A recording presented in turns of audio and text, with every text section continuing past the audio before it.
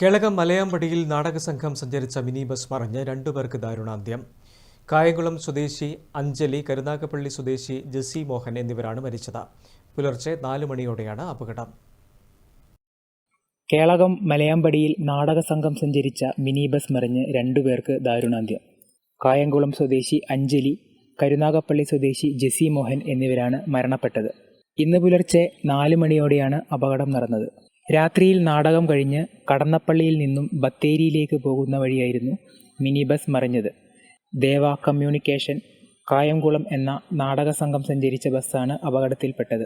മലയാമ്പടിയിൽ കുത്തനെയുള്ള കയറ്റം കയറുന്നതിനിടെ ബസിൻ്റെ നിയന്ത്രണം വിട്ട് മറിയുകയായിരുന്നു. പുലർച്ചെയായതിനാൽ നാട്ടുകാരുടെ ശ്രദ്ധയിൽപ്പെടാത്തതുമൂലം അപകടത്തിൻ്റെ ആക്കം കൂട്ടി. 14 പേരായിരുന്നു ബസ്സിലുണ്ടായിരുന്നത്. ഇതിൽ 9 പേർക്ക് ഗുരുതരമായി പരിക്കേറ്റിട്ടുണ്ട്. വണ്ടി വളഞ്ഞു വന്ന് നമ്മളെ റോഡ് അറിയുമ്പോഴത്തെ റോഡിലാണ് നമുക്ക് അറിഞ്ഞൂടായിരുന്നു അതെന്ത് സംഭവം. അങ്ങനെ വണ്ടി വളഞ്ഞു വന്ന് വളയുന്ന മാത്രം അറിഞ്ഞ പിന്നെ ഇങ്ങനെ എന്തോ പറ്റിയെന്ന് പറയുമ്പോൾ 3 മണി ആക്സിഡന്റ്. എനിക്കിത് ഇവിടെ വേറെ ഇത് പറ്റുമോ, ഒന്നും വേറെ പ്രത്യേകിച്ചൊന്നും പറ്റില്ല. News bureau, Peravoor.